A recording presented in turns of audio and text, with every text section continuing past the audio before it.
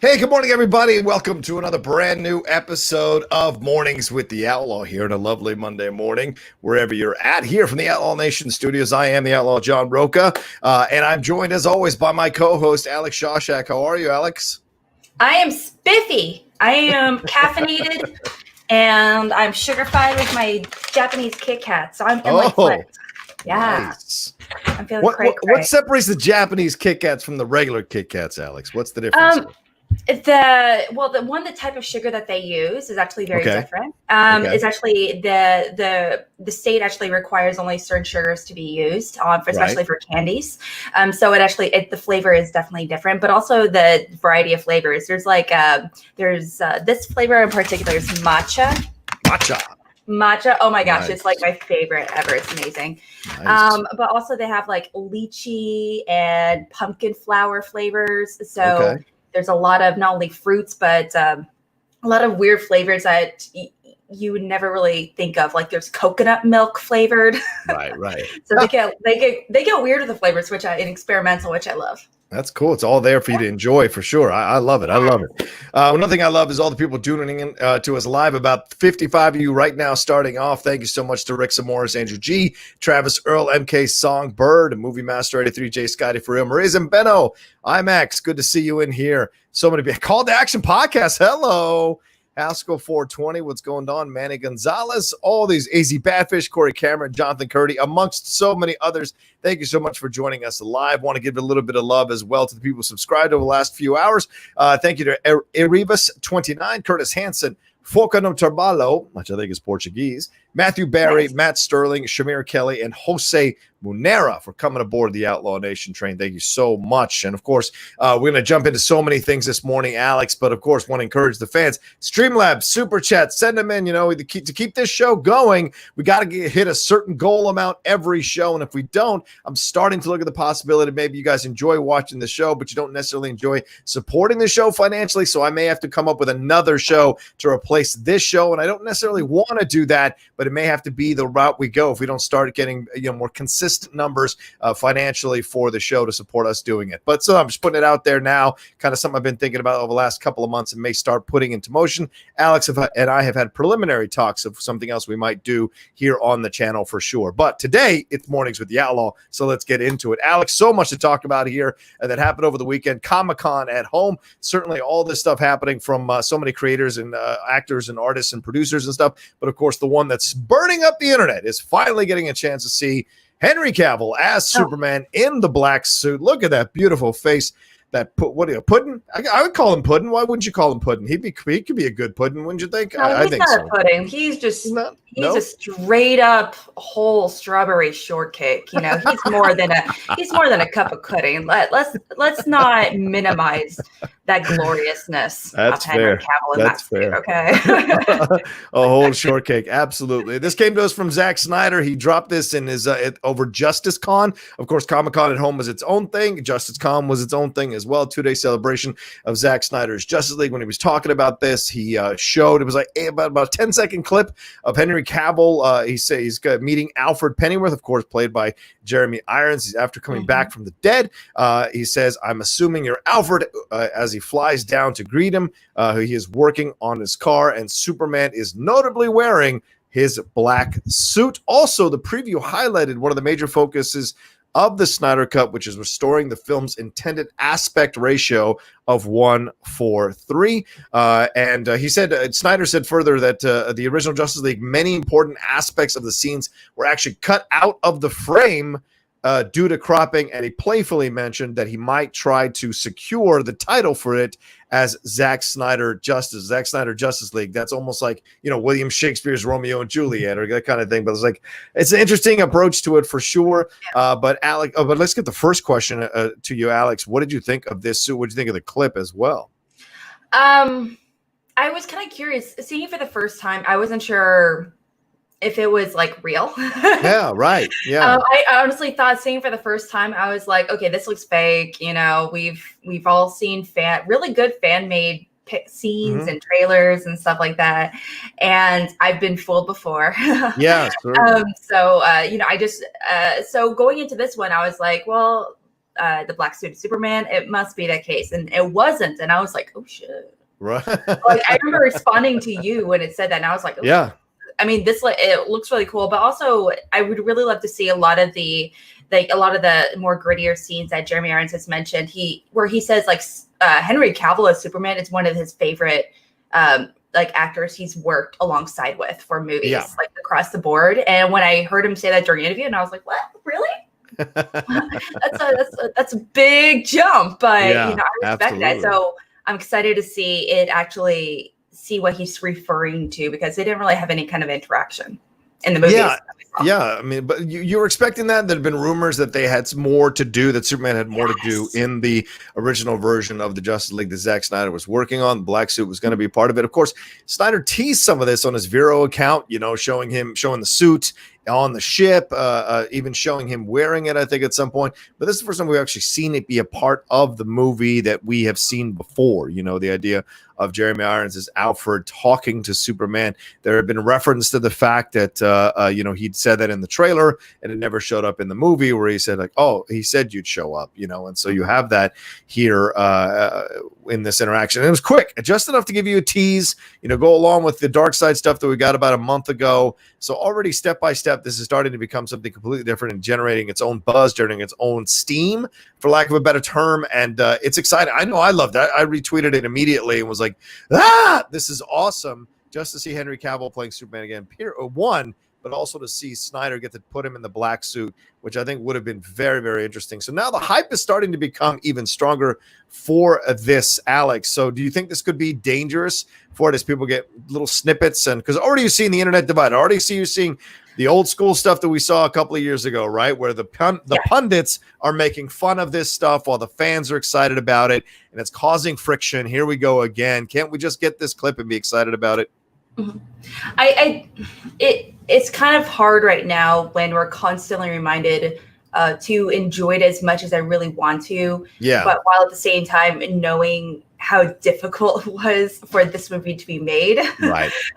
There's so much controversy that went on behind the scenes that's been revealed over the past few months, between Joss Whedon and some of the actors involved, and how Zack Snyder, he talks about his time doing it and how and why he had to leave, obviously. And so it's just, I really want to enjoy this, and I did as much as I could. But at the end of the day, I kind of take it with a grain of salt, knowing how much frustration it can lead to at the same time. Right. And you're seeing it now, and certainly we'll see how much more he releases, because obviously it's only July, right? So we've got so many more months before this thing comes out. They don't have an official release date for it, only next year, 2021 at some point, but they haven't officially said what day, and that's because they're still doing the editing and shooting and what have you, and or maybe some re-records going on in the booth, all of that happening. But we'll go on to a little bit more of the story in just a second.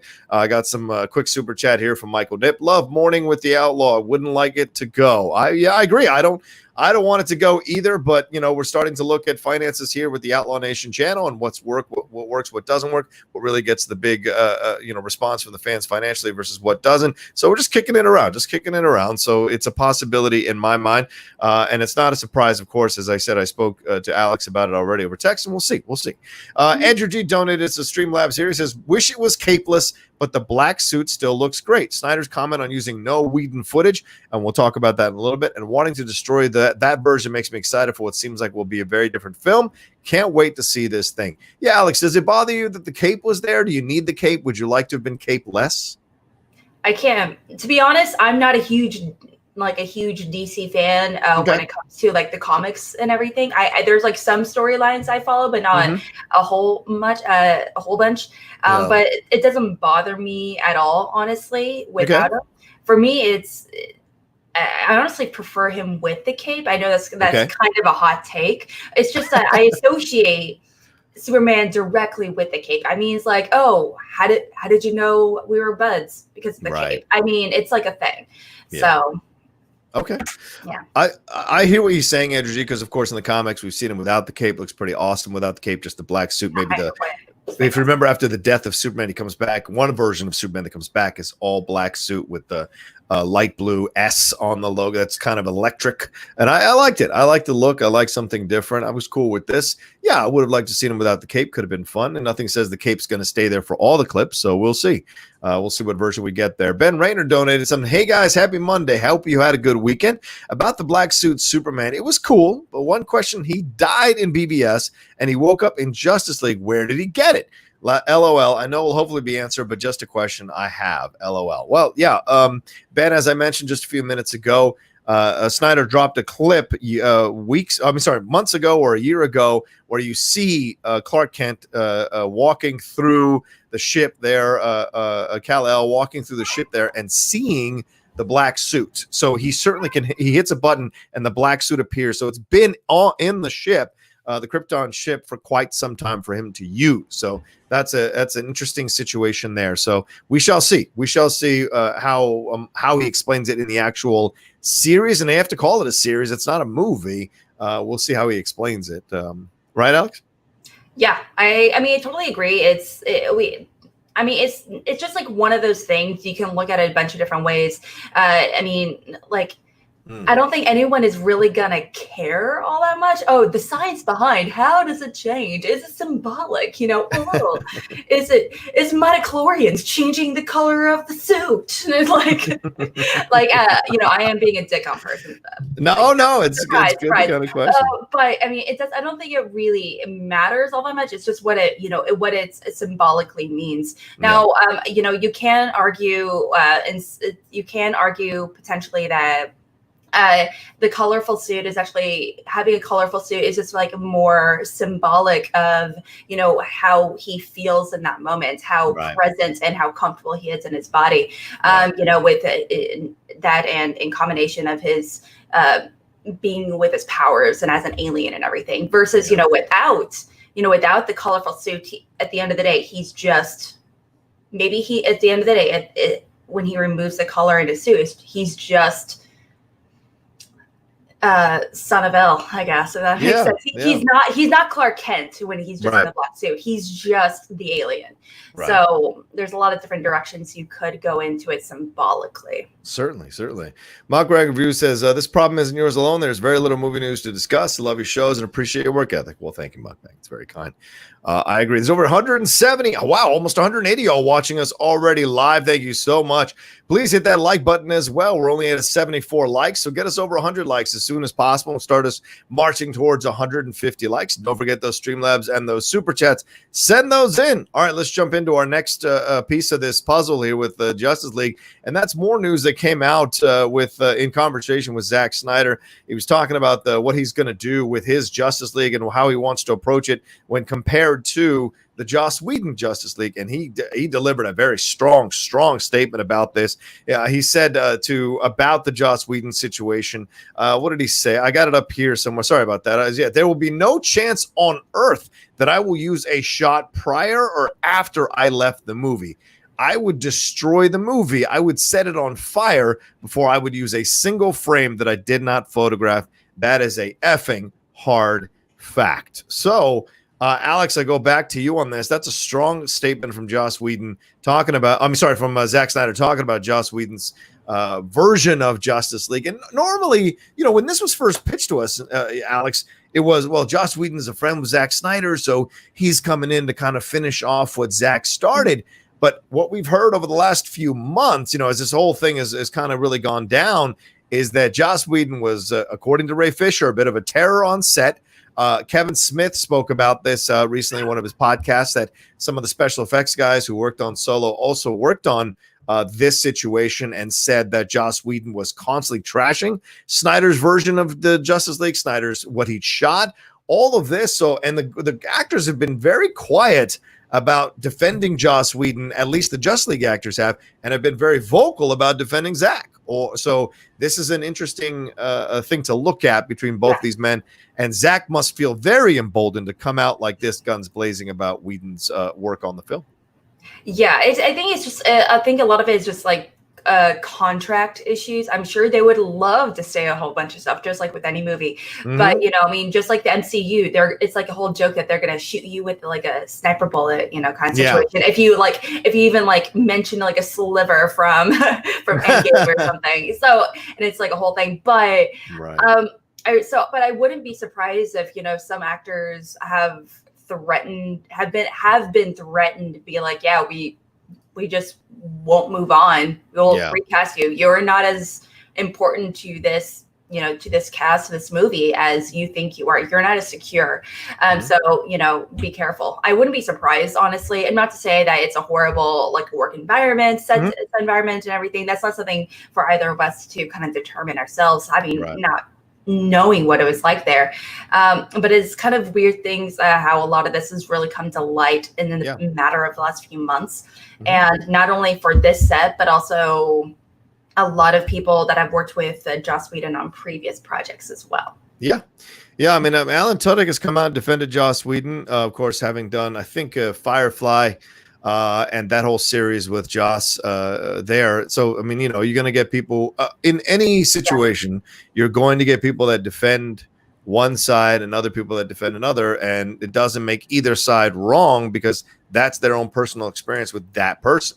So if they had a better experience, they're obviously going to speak in defense of that person. If they had a terrible experience, they're not going to speak in defense of that person. And Ray Fisher is another one. He doubled down on his comments about Joss Whedon. He said he used strong words towards Joss, and he doesn't regret one single thing he said. And he said, if Joss really has an issue with it, he can come sue me, is what he said. So serious. So like really putting it on the table. And this is ironic because you have also he went after WB for emboldening this behavior, Jeff Loeb and Jeff Johns. And now Johns and Loeb are working with Jason Momoa, another member of the Justice League, on a Frosty the Snowman project. So there's a lot of convoluted stuff going on here. And as you said earlier, just a bunch of a mess of things and different points of views and different different motives, different narratives going on here at the same time. It's kind of a mess. It's almost like there's a lot of money involved. Crazy. It's almost like money is a motivating factor for a lot of these people, or for people in general. Yeah. When it comes to saying the right thing or doing the right thing, it's crazy. So I mean, like I'm really glad, honestly, that they're going there. He's adamant that he's not using any of Joss Whedon's scenes, and just because I think that they have such intensively different styles when it comes to filmmaking. But if that's the case, because going into this, I honestly assumed it's going to be strictly editing. Strictly, maybe they're gonna re-record some voice stuff or whatever it may be. But if they're, as far as I know, they didn't do a bunch of they didn't film a bunch of scenes with Snyder present, just because he wasn't there. And so I wouldn't be surprised that they end up going back to actually filming again, which really, I don't want to say angers. I feel like angers me is a strong word to say, but it really makes me not happy. So. Yeah, I mean, and this is sorry, and I appreciate the fans correcting me a little bit. Not Jeff Loeb. It's was it John Berg? Sorry, they corrected me. Zeno Hour. Thank you very much for correcting me on that. Absolutely, I apologize. I misspoke there. But yeah, that's the kind of that's the person they're looking at that was being named by Ray Fisher with all of this. So it's a drama. It's a soap opera is what it feels like. And certainly there's a lot to be cleared up. We had that issue with Ray Fisher's hairdresser. He brought that up about a week ago. How he lobbied as one of the only hairdressers of color on set who was consistently working on the production day in and day out to be credited in the final credits of Justice League. And Joss Whedon apparently turned it down and said it wasn't, imperative to put him up there. But he went to Zack Snyder for this version, and Snyder's like, absolutely, that's ridiculous. Yeah.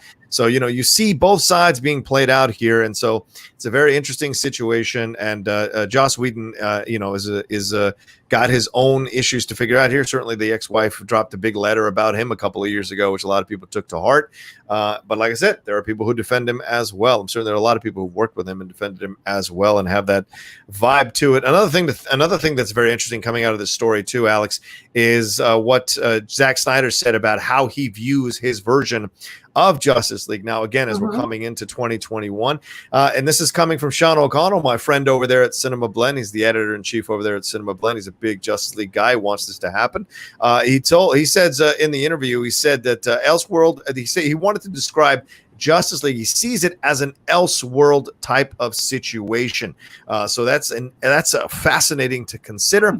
Elseworld label was created in the DC Comics to tell stories that used iconic DC characters, but didn't have to follow existing canon. Snyder said, of course, Aquaman, Shazam, those films are in the existing canon of the DCU or DCEU, whatever you want to call it.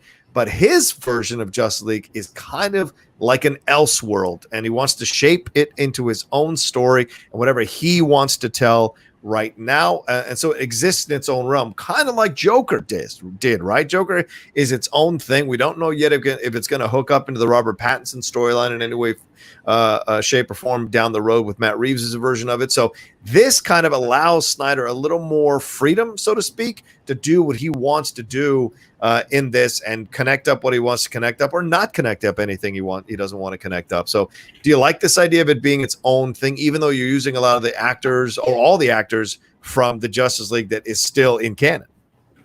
I feel very conflicted about it because I love the idea of, there's, like you said, there's Elseworlds. I love that there can be multiple Jokers and multiple Supermans. I think that's fantastic. And we can really explore, different, not only storylines and worlds, but also different aspects of these heroes and villains, characteristics. There's 1,000,001 different versions of Lex Luthor. He's one of my favorite villains of all time, and he's fantastic. If we can really explore that with multiple worlds, I'm here for it. I'll donate money to the funding of that project. Kickstart it. Let's do it. But also at the same time, I do want some organization, behind it a lot more thoroughly. I was very surprised to how successful, Todd Phillips's Joker was. And I ate my words and I was like, you know what, this is fantastic. I don't like the movie, but I appreciated what it does. And it's a lot of its creativity going into it. And it's in this picture of Gotham, which I really, really loved. However, the thing is, when it comes to Zack Snyder, I'm not confident in him overall as a director. That's the thing. He's very hit and miss. When it comes to Watchmen, fantastic. 300. Thing is, those movies are like taken almost like scene for scene from the comics, and visually, but like word for word as well. And with this movie, he has a lot more flexibility, and he's exploring a lot more as a director as what he can do in the direction he's going with characters. And I don't like that. One of the other movies that he did that with was with Sucker Punch, and Sweet Baby Jesus, that was awful. I wanted to like it so much. I did. Yeah. But I don't like him having that much power. I can understand that. I mean, I'm a little more in the camp of Zach because I enjoyed Man of Steel, but I didn't like BVS at all. Even the extended cut, I didn't like it. Sucker Punch was just an absolute train wreck, But you've got 300, you've got the director's cut of Watchmen, not the original cut. The director's cut of Watchmen.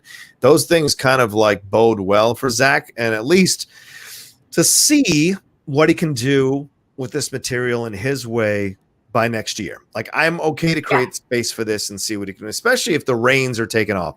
I mean, there's nothing a director probably enjoys more than being able to direct or create their own version of whatever you hand them to do or whatever they come up with to work on without having to tie it into everything.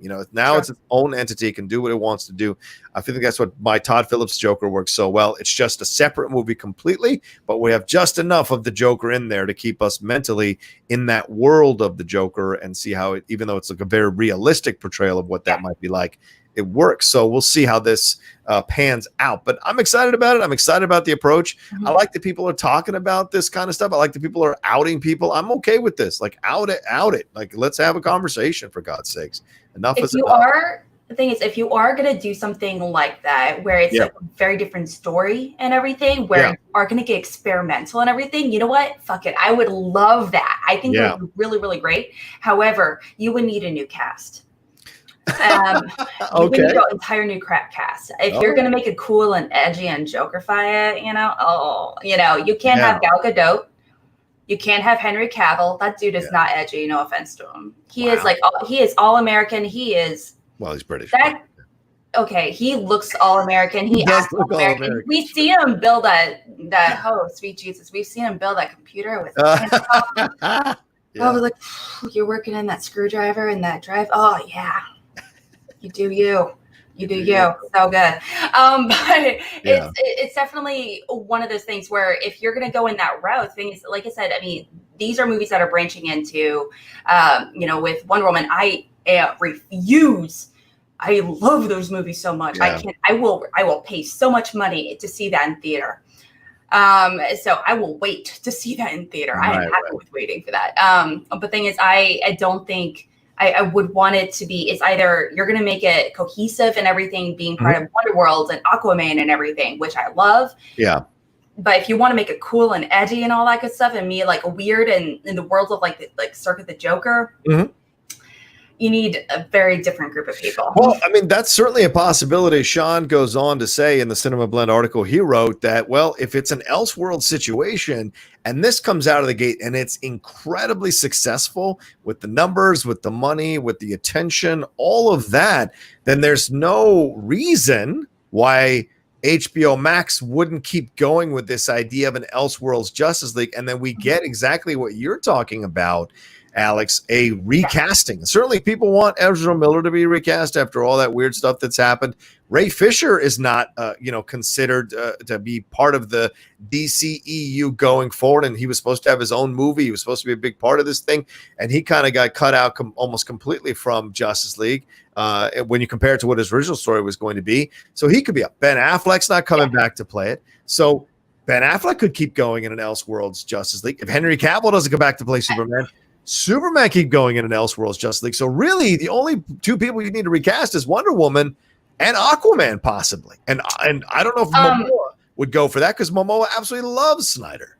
He does. No, absolutely. So I know a lot of people are kind of. No, you're totally right. I do know a lot of people are kind of like sad about my hot takes. Surprise, crazy hot takes. But at the end of the day, but at the end of the day, if you're gonna make something cool and gritty like these movies, you're gonna have to. I prefer casting people that are unconventional. Someone that does have maybe have a background with something indie. The thing is, Ben Affleck is very vocal about being attached to Batman the way he was. Like you said, he was at the time. He was a director. There's a lot of stuff behind the scenes. Absolutely. The thing is, and he talks about how he just has no desire to go back to being Batman again. Yeah. It's just, especially with his, his situation with rehab and everything, totally understandable. It just depends on how different, how Elseworld do you want it to be? Because I would love an S-World. Not S-World, Elseworld world. I would love it. You either recast everyone or none at all. That's just me though. No, but I think you make an excellent point from that point of view. If you want to just completely take away people's connection to the characters from the way we've seen them before with those actors, you recast the whole situation. If you recast the whole situation, and this is exciting to me, is you can start telling stories that don't have to connect up to the main storyline and the storylines in the DCU or DCEU. You can completely do your own thing, which means, Darkseid, I don't know if Darkseid is going to show up in the DCU going forward. If this is the only Darkseid that shows up in the HBOMax version of Justice League, then that Darkseid can stay on the TV side of things or on the streaming side of things, and you can just branch out from there and do all kinds of storylines that are just constrained to HBOMax that do not have to tie up into the main storyline. So all these other characters now come into play. All these great DC characters now come into the mix. You know, we're seeing it already all over, obviously on CW for the last few years. We see it now recently with Stargirl, Black Lightning. A lot of these great characters are coming through, but they're coming through the CW system and Berlanti system. And no offense to them, that certainly works. That's a factory that works. But wouldn't it be interesting if on the other side of things, on the HBO Max streaming side of things, we get content creators who want to come in, or directors or producers who want to come in and tell their own unrestrained version of these characters and not have to worry about tying everything up or connecting everything up, Alex? I think that would be exciting. I would be so in for that. If we can get really experimental and everything, I would honestly God love that. I would love it if we had 10 different versions of Superman. I would. But that's just me. I think we do. I would love it. I love that we have multiple universes and multiple Jokers and everything. Yeah. I know that's kind of a hot take. And, you know, there's some people, I know there's like one person there that can suck it. But, you know, telling me that I should leave, but whatever. But at the end of the day, you know, if you're going to make him consistent, awesome, wonderful. If you're going to go in that direction and try to make it MCU, you know, and really cool and clean and family oriented, wonderful. That's amazing. In light of Aquaman and Wonder Woman, that's fantastic. But you need to go in that direction and make it clear. Yeah. But if you're not, and go into these Elseworlds and make it different with so many different directors and creatives and different versions of Gotham and all that good stuff, I would also love that. But at the same time, you can't, that's a very different situation than that family oriented, you know, kind of universe. You know, you can't have them both. Yeah. So. Well, we'll see. I mean, we'll see how this goes down, and certainly everything's in play once money starts coming in, or once the ratings start coming in, or the view numbers start coming in. Then they'll start looking at all of this stuff for sure. All right, John Lee says, not sure if this will be talked about later, but did you guys see the Boys season 2 clip from Comic-Con, and that they are already renewed for season 3? Yeah, it's exciting that they're already renewed for season 3. I did not see the new clip. To be honest with you, I've seen enough. Show me the show. I got to wait till September, one whole month. I got to wait one more month, and then I want to see the show. And hopefully, through my contacts, I can get access to them early and be able to review them for the channel. But overall, I'm just like excited to see it. I don't want to see any more clips, and I'm purposely staying away because I don't want anything to be ruined for me. I want to enjoy it now as it's coming out and as the episodes are connected to each other. Andrew G says, is it confirmed to be a film or a miniseries yet? It is not a film from what I'm being told in the sources I see. It is going to be a series of episodes that are connected, cliffhanger type thing. So you'll binge it as, in essence, like a 30-minute thing is what I'm being told, 4 to 6 episodes in that way. So we shall see. We shall see overall. So maybe this allows them to expand it even longer. If it becomes an 8-episode series of half an hour each, that could be fascinating as well. All right, let me see if we got any Streamlabs through here. Yeah, Ryan Chandler donated, said, hi, Rocha and Alex. I love Mornings with the Outlaw. Hope you both keep it going. Rocha, you're doing good in a Twitter poll this morning. The Outlaw will prevail. Oh, I'll probably speaking about my match with Ethan Irwin coming up on Friday, Alex. Listen, I don't know why people are favoring me in this match. The man has always beaten me. I've never beaten him. He's an incredible player, and I'll be lucky to be in the 3rd round with him to see if I have a shot to win this thing. So he's a fantastic player, and you know, it's going to take every ounce of knowledge I've got just to be able to hang with him, to be able to have a shot at beating him in the 3rd round, if I even get there. Yeah. I definitely think that you're both are actually very comparable to me. You're almost like two sides of the same coin. And not only are you both two good-looking guys that wear, you know, glasses, you know, which are you know, but also, I mean, you guys are, you know, your very knowledge is very, very different. Like, Rocha, you're like one of those people, obviously, you actively study. It's something you actively strategize, and, you know, you kind of, you know, approach it that way. It feels like because we know so little about Ethan, he's such a dark horse going into this, and he's one of those people that I like, and I even said it on last night on Call Live. I was like, Rocha, he's my dude. You know, I do the show with him every Mondays and Fridays, but I'm going to be the contrarian in this. And I love Rocha, and I actually do think you're going to win. But at the same time, I'm just going to say Ethan's win just because I want to be contrarian this whole, like, please. 5 people here. But he's it feels like he's pure knowledge. Yeah. Because we know so little about him, and we don't really know any of his. If we don't know if he studies or if he just casually knows all that off the top of his head. Yeah.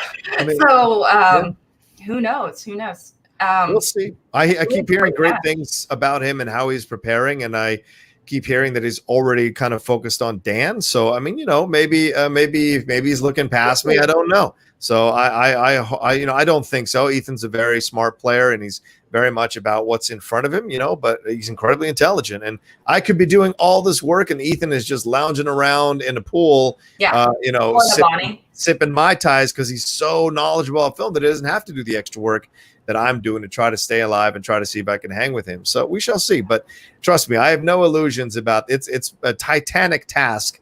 And I think there's no shame if I lose to Ethan Irwin, for God's sakes. But I'm going to give him a hell of a game, and hopefully I can pull it out. We'll see. We'll see for sure. Daniel Haygood says, you're going to do great against Ethan, Mr. Outlaw. Thoughts on the direction of Schmoedown in a post-COVID world? Oh, this is an interesting question. Okay. I think Alex and I can both chime in on this one for sure. Why don't you go ahead, Alex? So I just spoke for a little bit. Go ahead. What do you think the direction of Schmoedown?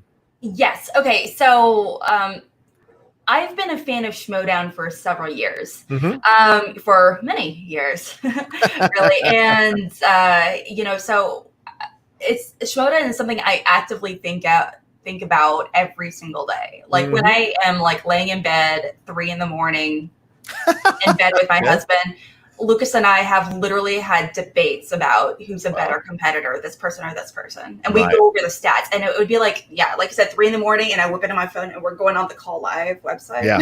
Sorry, on the Schmoedown Live website. It's like a thing. It's ridiculous. But something I actively think about every day.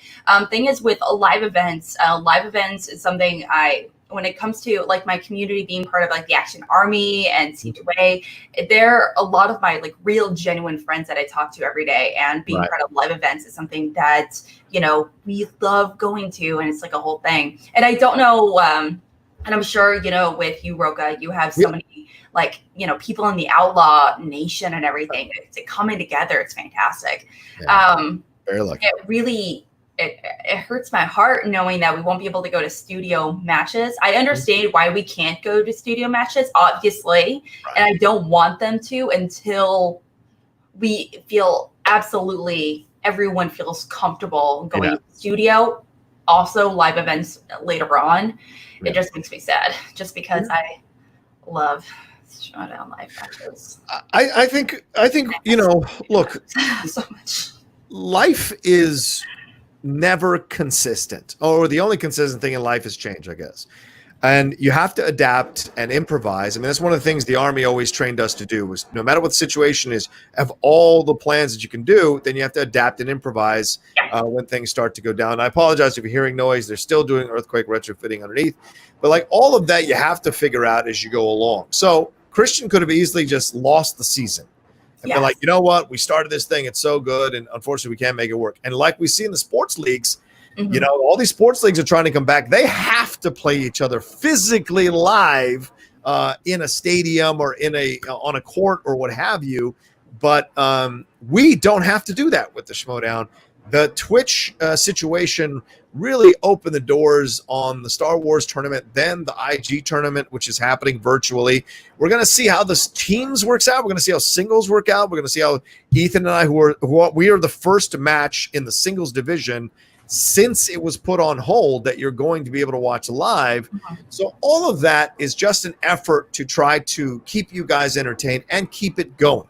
And if you prefer that we had sat out for the next 6 months, I don't understand that at all, because in this world and nowadays, out of sight is out of mind sometimes. And so there was a break, and now we've slowly been coming back, and people loved the Star Wars tournament. I think people are enjoying the IG matches. And if Ethan and I give them a good show, and if those guys who are on the undercard give them a good show in the tag team match, then people will be more excited. And then as it goes into the singles division and singles matches, people will be excited to see if those are as good as the tournaments they just saw. So I think overall, I think we're doing just fine to keep the brand alive and keep this thing going in a post-COVID world. And when things settle down and we're able to actually be in a studio, it'll make it all the more sweeter for those of us who love competing in the studio or competing at live events to be able to do those again. And maybe the connection will be even stronger between fans and competitors because we'll have not had that for the last few months. So we'll see. But I like what Christian's doing. I do want to run real quick. I do think you're totally right, Christian. He's like, everything I'm just so amazed that he's been able to, him and Ellis and everyone has been able to make Schmoedown such a successful process, as well, with everything going virtual. Thing is, I do know that matches are just very different. Obviously, like, for example, if you're in a studio match, you're more likely to act on challenges. You're more likely to, more like you're allowed to talk, like more people are showing up, and therefore, the thing is, when you do it, not only just issue the challenges, the managers can talk with their faction mates, right? And you can confer, you can talk about that. So as a result, I kind of wonder if some matches might have had different outcomes, potentially. It's just something that we will never know. It's just something that we have to remember going into, and people are definitely going to try to adapt and be more on top of it. Like Winston, when he challenged during the Star Wars match, and it was like something was like, what? Wait, during that one question, like a few questions ago, like, can I challenge that? And the thing is, he did issue the challenge at the correct time. They just didn't realize he challenged until later on. So it's things like that where you have to be like on top of. So I'm sure I hear you, but I also think, Alex, the manager should not be allowed to look at the chat. I think that's they don't look at the chat. That's the thing. Okay.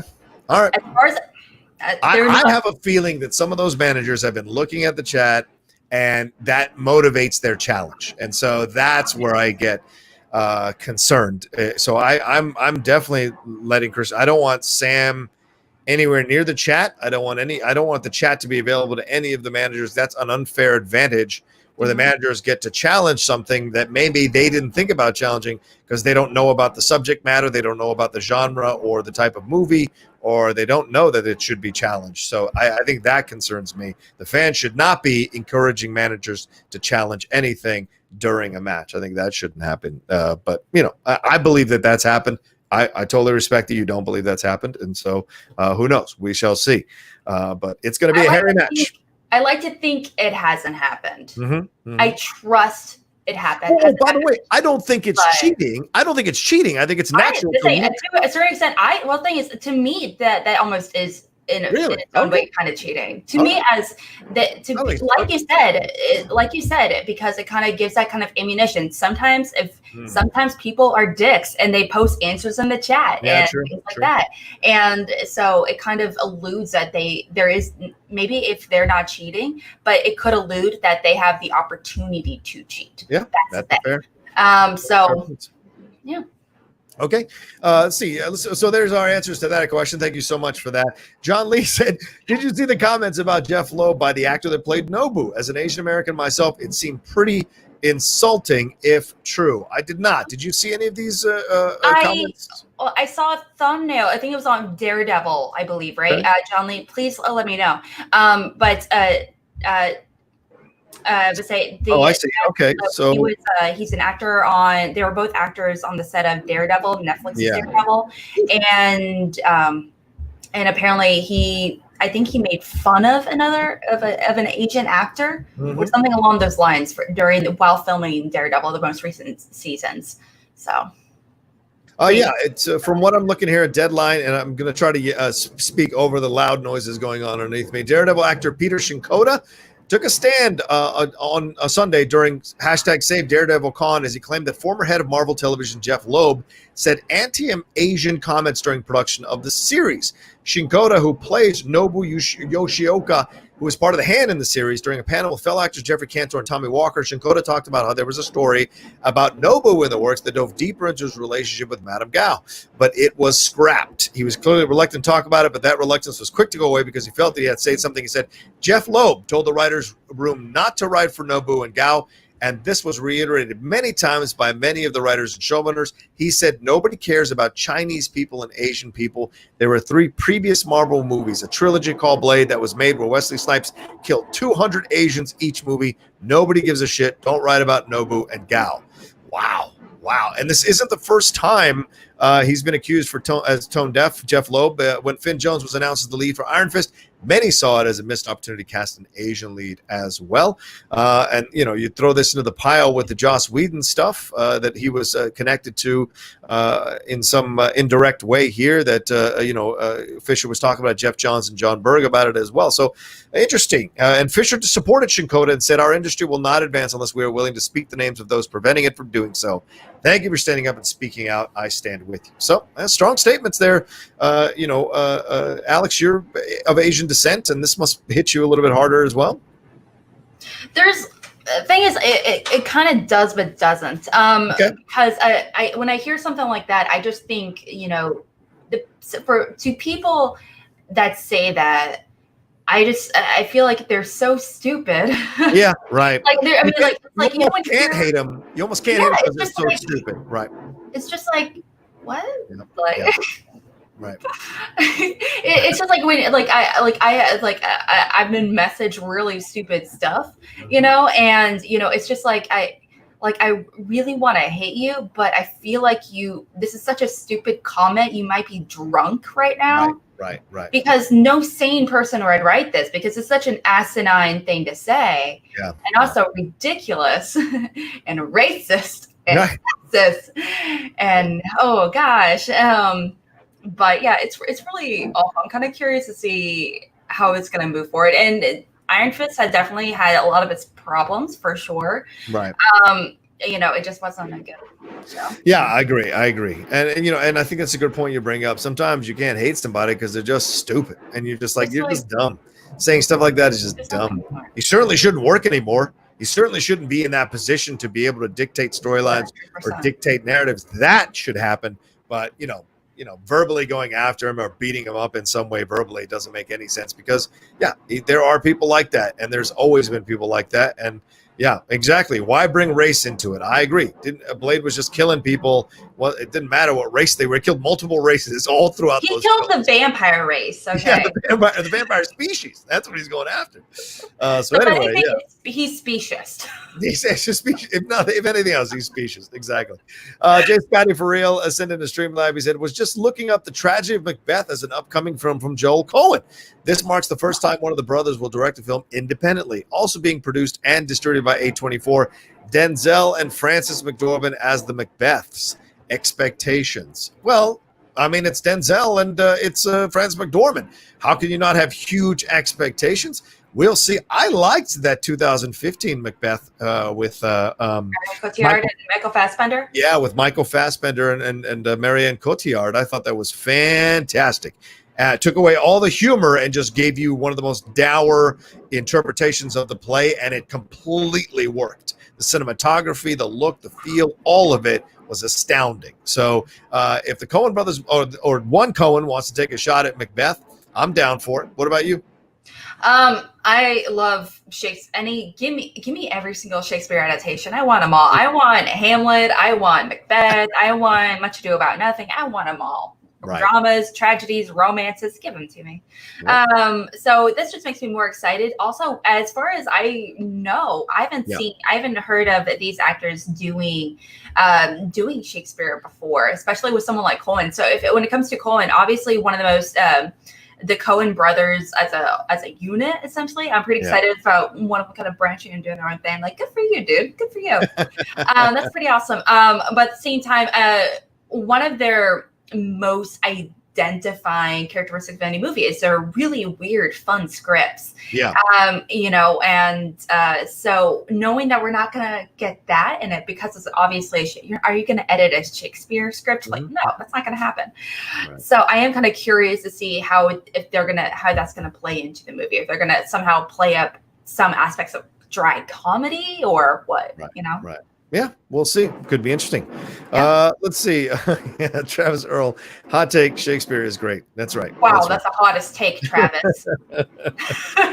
Ronnie Padilla says, wasn't Oh Brother, Where Art Thou based? No, it wasn't based on a Shakespeare play. It was based on Homer's Odyssey. Yes. That's what it's based on, a classic, or the Iliad by Homer, as some people say. Yeah. All right, let's move on to our next story. I think I think we're only 2 stories deep here. Let's move on. Let's see how many of these we can get to before we have to wrap up the show at 9:45. And by the way, for those you don't know, I jump on to SCN Live at 10 to host that after this. So I'll be really busy the entire day with a lot of things. All right, the New Mutants is the next thing. That was also going on at Comic-Con at home. We got a lot of information on this. Still being released supposedly theatrically on August 28th. There's no plans to go to Disney Plus or any other streaming platform. The panel was only 30 minutes. It was on Thursday. Josh Boone revealed that the film's final runtime is said to clock in at about 98 minutes, and saying that the film was never more than 104, even at its longest, 104 minutes. He adds that it's an assembly cut, and the one he made before doing any editing, and was probably 20 minutes longer. But those cuts now will apparently be deleted scenes, which are being put together to be on the special features, which will include, quote, cute character moments that I think fans will like. He also reiterated that the movie is going to be a standalone and not a potential franchise launcher. So it'll be its own thing, he said, and that he also went into the fact that he had plans to turn this into a trilogy, and he'd been talking or planning on having Antonio Banderas show up and be part of the mix for the second film, which was a Brazil set second film. And then the third one was going to adapt the Inferno comics storyline, talking to Slash Film. He said, this is really interesting. He spoke about reshoots and the rumors about it over the years. He said, we never got to reshoot anything. We never got to do even pickups, which normal films do. We were really completely shut down during the merger, and that was it. We got the film's opening scene and a new trailer in the panel, which I was able to watch. Alex, thoughts on all of this? The 98-minute runtime, the fact that it's going to supposedly still be theatrically released at the end of August and it's not going to Disney Plus, and the idea that it was going to be a trilogy. What are your thoughts on all of this? There's so much. That's a lot of information. The thing is, okay, so when it comes, I'm very, considering it's like a little 90-minute movie, kind of thing. It makes me kind of sad it's not being dropped on Hulu, which is affiliated, because I feel like this is very Hulu, like a Hulu-ish kind of movie, and especially with the success of Palm Springs. Why not? Come on.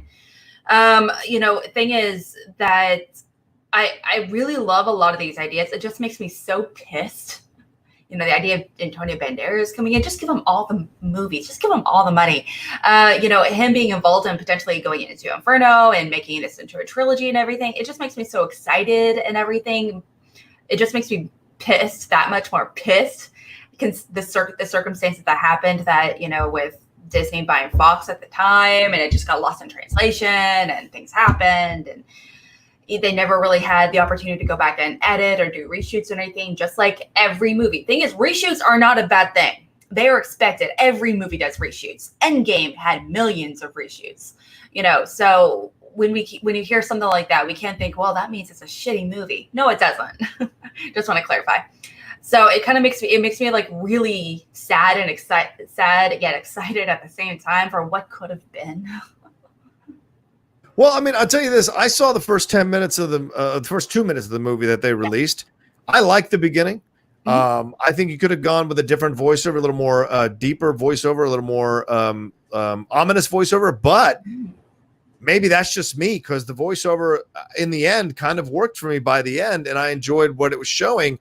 and got you in the mood of the movie completely. You know, Josh Boone talked more about how him and the producers really wanted to put the vibe of One Flew Over the Cuckoo's Nest into this thing, how they wanted to put a Nightmare on Elm Street vibe into this thing. So certainly a lot of interesting approaches coming from Josh Boone and his team, his production team.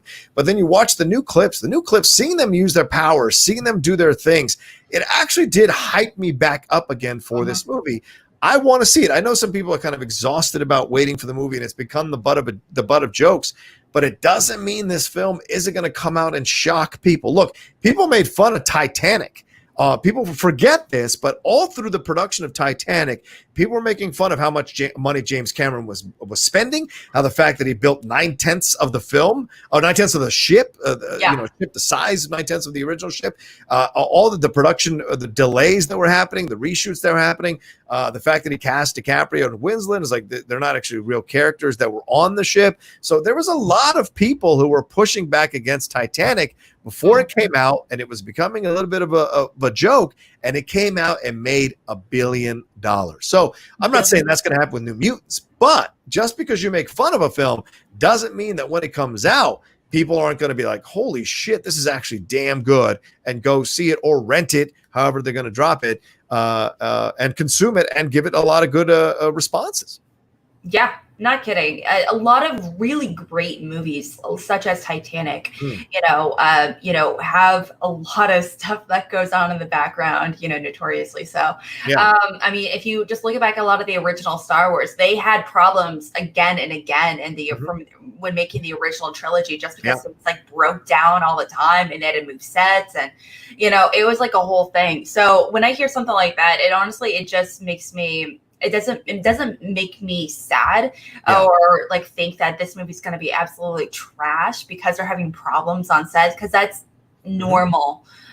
We just don't always hear about those problems. That's the thing. Yeah. Two more things to talk about with this, and I know the episode is running long. It looks like we're not going to get to a couple other of these stories, but at this point. But I think this is important to talk about, especially with New Mutants. I know people are kind of new, but the information I think is essential. Josh Boone was asked about the possibility that it could go streaming to Disney Plus or be made available on demand, or if he wanted it in the cinema. He said, "Well, I mean, I don't really get scared about stuff like that. I just want as many people to see it as possible, and for everybody who wants to see it, to be able to see it. So obviously, if we can do it in theaters, that's always my first choice. But like Disney came to me and said if Disney came to me and said they were going to stream it, I'd be like, awesome. Then everybody can watch it. It'd be great. Another thing he jumped in on is that they talked about the MCU. He was asked about whether these characters, saying it's a standalone, but doesn't mean they might not still show up in the MCU now that Disney owns the MCU. I'm sorry, now that Disney owns the X-Men and everything related to the X-Men. And he said, it's hard. Heaton said this, hard. It's one of the producers. He said, it's hard because I think kind of what Josh is saying, this really feels so in its own world. It's really hard to see them standing next to MCU heroes. They just don't compare. These are kids doing the best with what they have. And even Josh Boone, the director of the film, said, I think it would be really weird in this movie if Wolverine showed up. They're sort of in their own tonal space, and the aesthetic space is sort of its own thing. So it'd be weird and interesting to see them kind of with their other characters. But to me, if fans love it, we'd certainly love to make another one. So there you go, Alex. The idea that it doesn't necessarily have to connect to the MCU. It could be its own thing. Once again, a la Joker in the DC universe, we could get a New Mutants film that's completely on its own, could make a crap ton of money on its own, and have nothing to do with the overall storylines. And wouldn't that be an interesting end to this story? Absolutely. I would be absolutely delighted if this movie ended up being one of our favorite movies that were released of the year. I mean, like considering all the crap that it's gone through, I mean, like I love a lot. I love the idea behind it. I love a lot of the actors that are involved with it.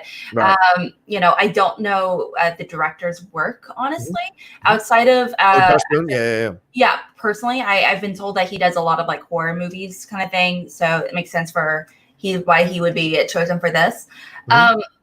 But yeah, I mean, I also, like I was talking about with like, I love how Joker, it's not connected to like the Justice League or anything. It's a whole different thing. But you got to do some recasting and just make it's a very different vibe, the world it is. And same for New Mutants. New Mutants is a very different vibe. And 100%, if Hugh Jackman casually walked up that would take me out of the movie so fast. I mean, when he shows up with the younger X-Men, it's weird. It's there. It kind of works with what they're trying to do, but I don't think it would work with New Mutants. I think it's a very good point. The reason New Mutants was created was to have this version of mutants that were not necessarily tied 100% to the original stable of mutants from the X-Men. To their own thing. They were, now that the X-Men had gotten older, they wanted to go back to kind of redo this idea of having young X-Men and what that would be like and have it topical to kids nowadays, young adults nowadays, teenagers. What would they go through? And so I appreciate that. And so it should be its own thing. But if it does really well, then at that point you have conversations. Does it need to even? So the idea is, does it even need to connect? Because it could completely be its own thing, make its own money, do its own thing. It doesn't have to. And maybe down the road, you make it a big event thing when it does line up and connect as well. I think Jay Scotty for real said a really good thing here. He said, Josh Boone has handled it a lot better than someone like Josh Trank, who I think it's fair to compare him to. I think so too. I mean, I don't think Josh Boone was screwed over the way Josh Trank was. So it's not necessarily, the situations aren't necessarily comparable in that way. But I think because Josh is getting to finish his own movie, Trank did not. Trank had the movie taken away from him. In essence, he was made to make a different movie. And that's why the movie is disjointed. That leaves a bad taste in your mouth versus Josh Boone just standing by this movie the whole time. And in the end, it all came back around where he's going to do his cut and put it out there for people to consume. So nobody took anything away from Josh.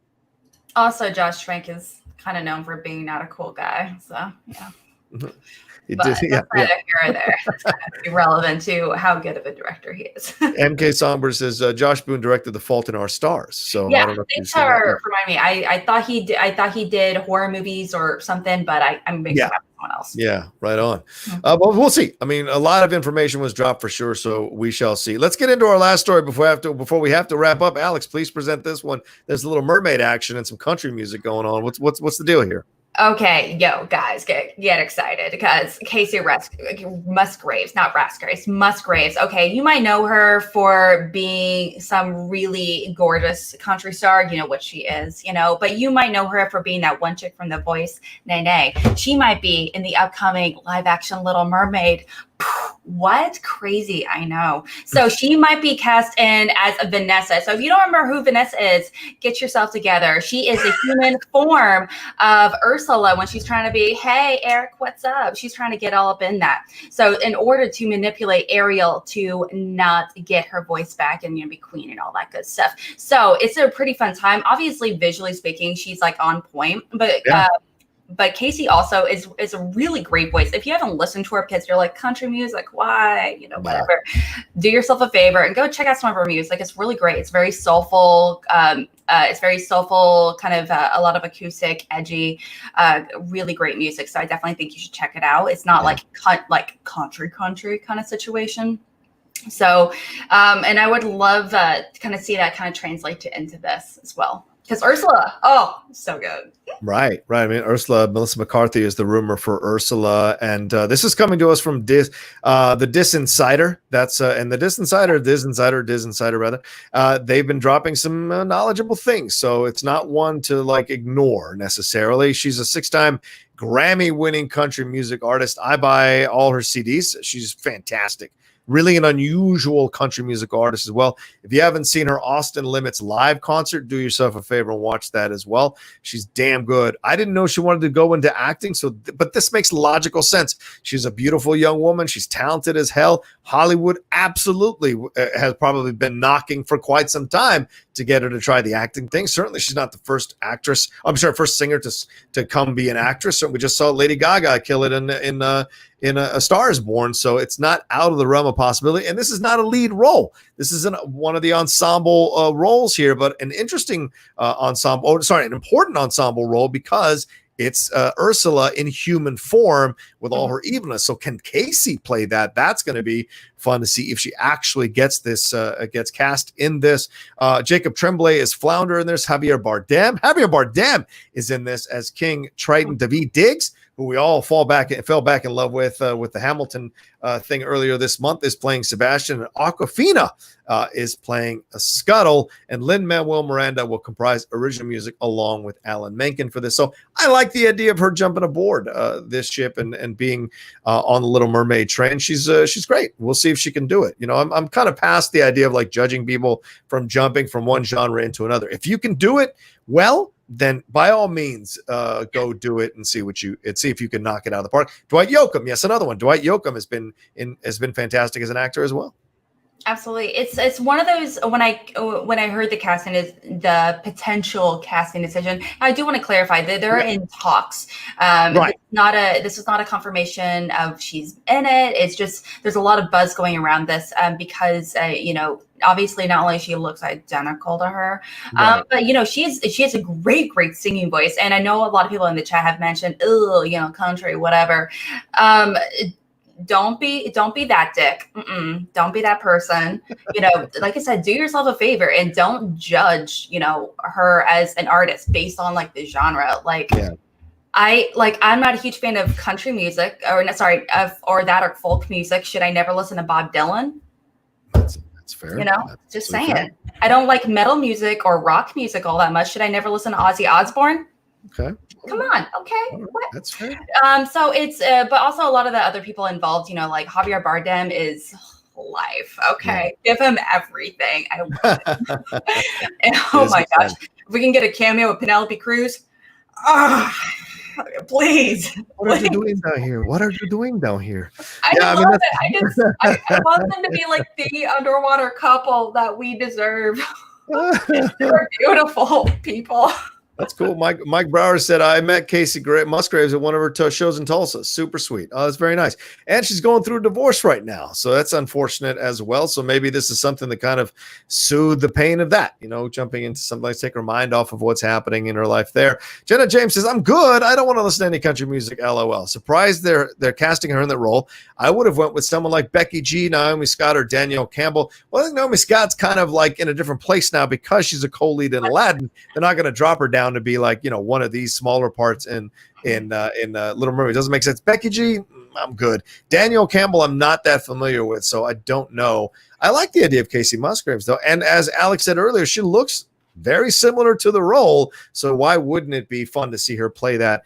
Yeah. So, and there are other people bringing up some other country music artists who have passed over, or or other artists who have become actors as well. So I appreciate that. George Strait and Pure Country. I love it. I stand by it. If you say you should never listen to Kacey Musgraves because you don't like country, I should never listen to Bob Dylan because I don't like folk music. Well, and the thing is, Kacey's not straight up country. Kacey is just right. She's alt country. She's alternative country. She's not straight up country, nor she is the new pop country either. She is alternative country. Do yourself a favor. These are well-constructed songs, good lyrics, and great rhythms and beats throughout. So I can't encourage you enough. I mean, High Horse is damn good. That's a damn good song. Late to the Party is one of the sweetest country songs about love that I've heard in the last 20 years. And so there's a lot of great music on her CDs and her albums if you want to give a chance to her. And I encourage you to go on YouTube right now. You can go on playlists and listen to her music. You don't even have to buy anything. Go listen to her music and decide if you want to buy some stuff there. So who I would refuse to listen to because I don't like the genre. I refuse to listen to. There's a few people like as far as like I don't like Toby Keith. That's like 90s like pop country to me, and I'm not into that. Okay. But dang it, do I love Faith Hill? Yeah, Faith Hill's strong. I like Faith Hill too. Some Shania Twain. Oh, I love that Canadian girl. I've come back around. It's been fun to rediscover it again. Some of the country stuff. I dip my toe in every once in a while. I used to be a way harder core country music fan in the 80s. And I mean, growing up in Virginia, you just kind of you're surrounded by it all the time. So 80s and 90s, early 2000s, kind of was into it, then kind of dropped a little bit. But then lately, like Luke Bryan, Jason Aldean, Chris Robinson, these guys are kind of slowly walking me back into country. Certainly enjoyed Lady A or Lady Antebellum as they used to be known. Dix and the Chicks. Listen, they're called the Chicks now, not the Dixie Chicks. The Chicks. That new Gaslighter album, I listened to the listening party. That's some good music on that album. Those ladies did some good stuff. So, shout out. Oh, there we go. My father always called Shania Yummy Tummy. Oh, okay, all right. That's enough. That's enough. What does that mean? He's just saying she's attractive. That's what he's basically saying. But that also sounds really creepy. Yeah, well, yeah, maybe don't out your dad on a public forum there, Mike. Just a suggestion. If anyone called me Yummy Tummy, I would be disgusted. Yeah, like, probably. Flat out, like. All right. Anyway, we got 5 minutes left in the show. I did want to get to the Charlize Theron story, but I don't think we're going to get a chance. So just letting you know, Charlize said that she had to train 3 to 6 months more than her male co-stars for The Italian Job and other action films. She just has to train harder, and she was kicking the shit out of Mark Wahlberg, apparently, while they were shooting stuff on The Italian Job. So no surprise, Charlize Theron, a consummate professional, one of the best in the world, but also no surprise that Hollywood felt they had to put more restrictions on a woman or more make a woman do more work so that she could measure up to the guys. No real surprise there, but I like that she spoke about it, and I want to trumpet Charlize Theron every chance I get because she's a fantastic actress, producer, and someone who's making things happen. She made Bombshell happen. If you've seen Bombshell, the only reason you can enjoy that really good movie, and it is a damn good movie, is because Charlize Theron was the driving force behind that movie, and she's incredible as Megyn Kelly in that film. Yeah, absolutely. I feel like she's just one of those people that I just never want her to go away. Yeah, everything I see her in is actively fantastic. So yeah. This is not true. It's creepy, dude. I am not a yummy tummy. Also, that sounds like it sounds weird. Yummy tummy almost sounds like a thing you'd say, like an insult you'd say to like a quote unquote fat kid. It sounds weird. Oh, look at that little yummy tummy. It sounds weird. Like gross. All right, let's move past it. Let's move past it. But Charlize Theron is perfect in every single way. I want to see her more stuff, not just in action stuff. I don't think she's being pigeonholed, obviously, because she's actually actively choosing to be in movies like The Old Guard and that she is. Atomic Blonde too. Who knows? Right, I hope so. Fingers crossed. That soundtrack was for staying on the music caliber. But yeah, so I do think I'm not surprised that she showed up and she had to do a lot of extra training. Because I don't know what kind of driving experience she had prior to filming that movie, but obviously she did all her own stunts, and I think that's amazingly impressive. Yeah, agreed. We have one last Streamlab here from Andrew G. He said, New Mutants should be put on VOD at this point. It looks incredible in my opinion. The film I want to see more than anything else. The last of the Fox X-Men films, the end of an era. His sequel ideas sound awesome. Too bad we won't get. Well, we don't know if we're going to get them or not, Andrew G. Depends on if this comes out and is incredibly awesome. Once again, maybe they can do that, create a whole new universe that doesn't have to tie in to the overall thing. Maybe Warner Brothers kind of showed the blueprint for other studios to be like, oh, we don't have to tie everything up. We don't have to follow the Marvel model. Even Marvel may not have to follow the Marvel model itself. We shall see for sure. All right, let's wrap this thing up. We got 3 minutes left. I got to get going out of here. Please hit that like button. We got over almost 400 of you all watching us live. Thank you so much. Please give it a like, give it a comment, give it some love. If you're watching after we've recorded this live, please leave a comment in the chat. The more comments you leave, the higher this show gets in the visibility of the algorithm of YouTube, and the higher the channel gets some love as well. And that's another thing. Please subscribe to the channel below if you enjoy the content. Got a lot of great content. Got 2 new shows dropping in August that I think you all are going to go absolutely insane for. And I can't wait to announce them. One of them is going to be announced tomorrow night, and that person is going to pop in to announce the show with me during the Outlaw Nation show. So, Alex, finish up what you want, pitch everything or everything you got to say, and then I'm going to finish up and we're going to get on out. Yeah, I'm part of the Call to Action podcast, so definitely check us out on YouTube. Also, Rocha, he's actually going to be co-hosting a match with me this Wednesday. We're going to do a Rocha themed Schmoedown. It's my Schmoedown themed debate show. We're going to dive into a lot of our favorite moments and matches and everything when it comes to the Outlaw right over here. So it's going to be real fun. Definitely check us out. Also, this coming Tuesday, I'm going to be scratch that. Tomorrow, I'm going to be diving into Cinema Bias with Video Drew. As a co-host show that we dive into our personal biases. I hate that movie. I hate this movie so much. Pee-wee's Big Adventure. It makes me. No. Oh God! It makes me like gag. It makes me so physically uncomfortable to watch that movie. So we're gonna dive into that movie. So I love it. Great. I love it. I can't wait. It's gonna be awesome. But yeah, this definitely. If you like this, if you like us hanging out and doing this, please definitely show your support in any way you can. We'd really appreciate it, and it would help keep the lights on. Yep. Help keep the lights on. I mean, you can always donate a Streamlab afterwards. You can always send in some questions afterwards, and then we will answer them on the next show for sure. So if you want to support the show in that way, you can. Another light morning. So I don't know what to tell you. We're looking at it, and I appreciate everybody watching. But if we're not getting Streamlabs Super Chats that make sense, then unfortunately for the channel, it might not be the best road for us to go. We may look at, kind of killing the show and jumping and doing something else with because I want to keep working with Alex. So we may have to come up with something else that we can do. So get us to 200 likes real quick as we're wrapping this up. Want to give you guys a little bit of a heads up on what's coming up later on today. We do have Game Time back again today. Jay Washington and Winston Marshall joining me to talk about all the latest from sports. We're going to have a special start at 1:30 p.m. We usually start at 2. We're going to start at 1:30 p.m. live, and we're only going to 3 o'clock. The 1:30 p.m. PT today until 3 o'clock PT. I've got something else at 3 o'clock that's Schmoedown related that I got to jump off for, so that's why I had to adjust the time. So come join us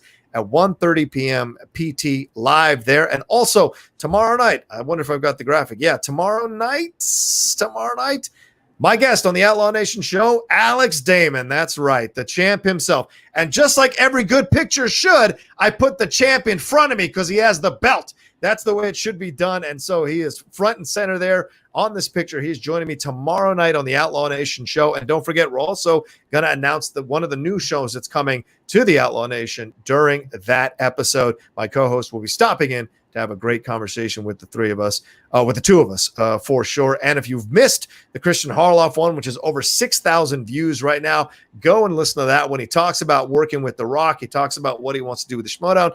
We bust balls on each other in our career and our lives and our friendship, and we talk about how he started. And listen, it's a fascinating interview to hear Christian Harloff talk about what it was like to not be the cool kid growing up, to have to kind of deal with the overcoming certain things, overcoming nerves, his fears, all that. I think you'll find some relatable stories in this chat with Christian Harloff as well.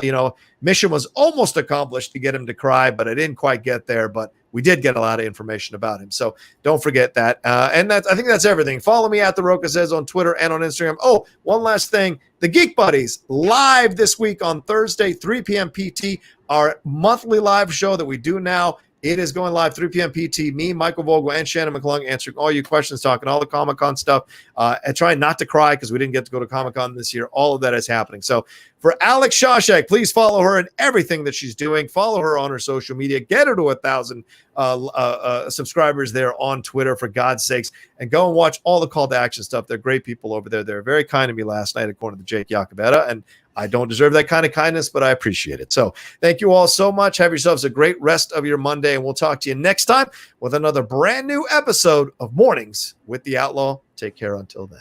And wear a mask.